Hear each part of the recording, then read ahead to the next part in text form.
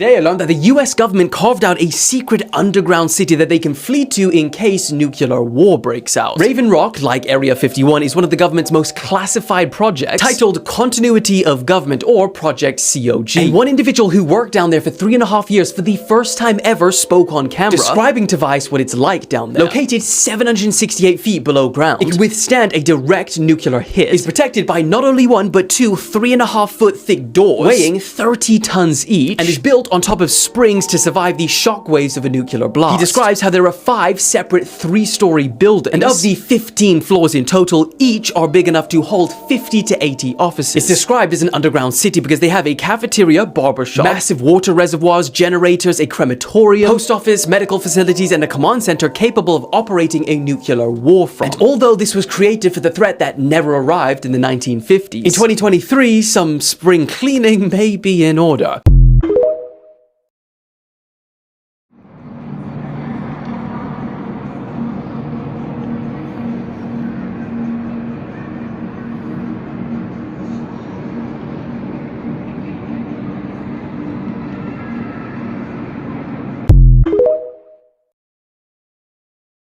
And we both talked about how we could increase and disseminate more rapidly food shortages. In addition to that, just a quick update.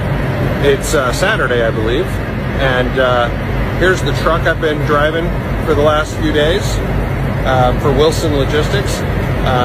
This trailer just was assigned to us from Kraft over at the Kraft Foods plant, and we're delivering it here to what's called the Springfield Underground.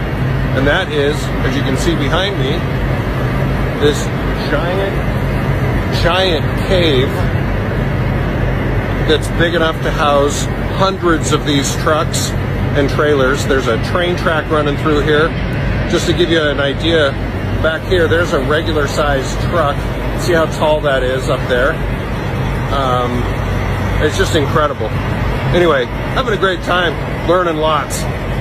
I'm sure there's some of you out there that knew about this place, but for the majority of us, I don't think we knew about this place. So I watched a video of a high-ranking guy taking this news agency around in this underground facility. And what he said is this place is so big, they have upwards of 500 employees. And he said that they have 500 to 600 trailer trucks come through there daily. I mean, look, is this not crazy? I mean, I've never seen anything like it, and it's gargantuous. He also said in this facility that it's primarily food. Like you saw in that video with that truck driver, Kraft Food is contracting out this other truck business to take food down there. And this is not ran all by one company. All of this space down there is leased. It's leased to whoever buys it, probably to the highest bidder in some cases. Now it gets really interesting here in a minute, but he also says that they're expanding another 1 million square feet.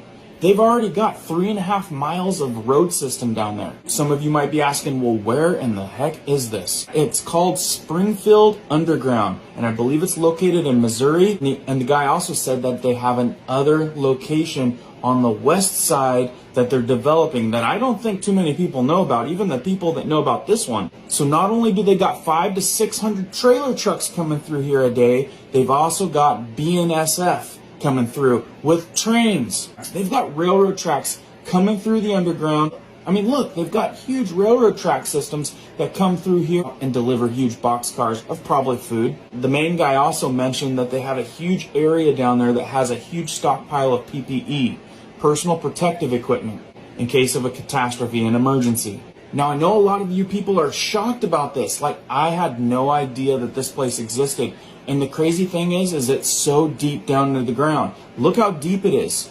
I mean, that is considered underground. So with that, there's a lot of people out there that are suspicious about everything that goes on down there because it's a restricted area, gates and everything. One person mentioned that there's a lot of cover-up companies that are ran by the GOV that lease a ton of space and are stockpiling tons of food down there. Stockpiling food during food shortages or expected food shortages, maybe even causing or justifying some of the food shortages. Now, I don't know if these suspicions are accurate, but having 3.5 miles of storage down there does seem a little suspicious. And given the feeling that that truck driver had going down there, With a big company like Kraft contracting out private trucks to bring tons of food down there? Now, it might be completely normal, but like I said, there's tons of suspicion on who exactly is leasing a lot of this space. And the president did say that they had a long conversation about increasing and disseminating more rapidly food shortages. Very ironic that that would be caused, right?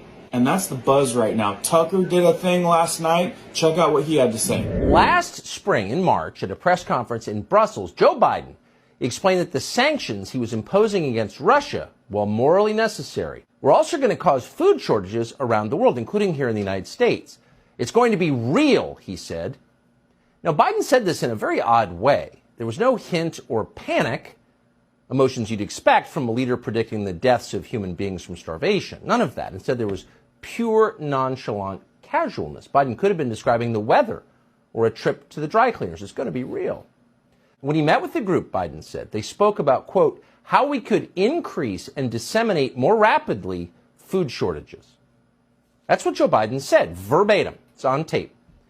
So here you have the president of the United States pledging to increase food shortages at a press conference. Now, that seemed like a newsworthy event, but not a single news organization in this country seemed to notice it happened, nor did the White House correct it. But others were watching, so within days, that clip wound up on social media, and Facebook flagged it immediately as, quote, false news.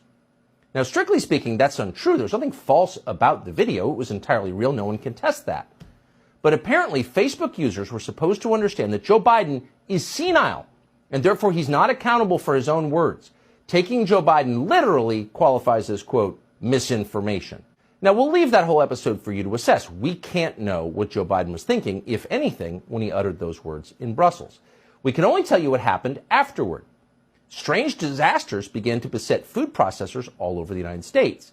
In April, the next month, the headquarters of one of this country's largest organic food distributors was destroyed in a fire, cause unknown. The next month, in a single week actually, 2 separate private plane crashes took out 2 separate food processing centers. One plane hit a General Mills plant in Georgia. The other plane hit a food plant in Idaho. By the way, back in February, a boiler explosion obliterated a potato processing plant in Oregon, and so on. So even people who aren't given to connecting the dots, who don't think of themselves as conspiracy nuts, began to wonder, is there something here? 145 top secret facilities that you know about. Well, you know, everyone talks about Area 51. That's an old one. A more state-of-the-art one is actually in the Dugway Proving Grounds, which is in Utah. I'm going to put a picture up of it right now.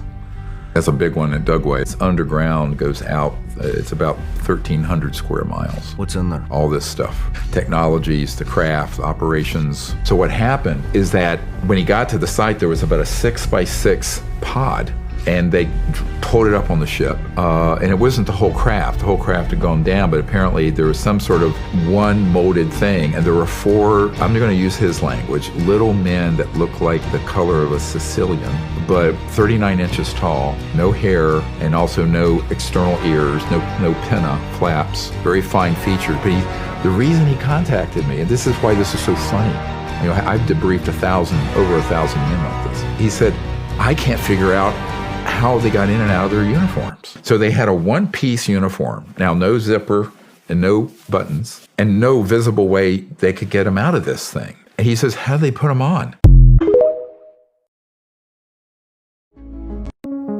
Here you can see the ventilation shafts of Derinkuyu underground city. When you arrive there, you will immediately notice them. Unfortunately, you cannot look through this metal cover, but once you are inside, there is one area, you walk through a tunnel and you come by this impressive ventilation shaft to your left. When you look down there, you get a feeling of how deep this underground city actually is, since only a few levels are open to public. For more videos about the underground cities of Cappadocia and other ancient sites, please subscribe to our channel.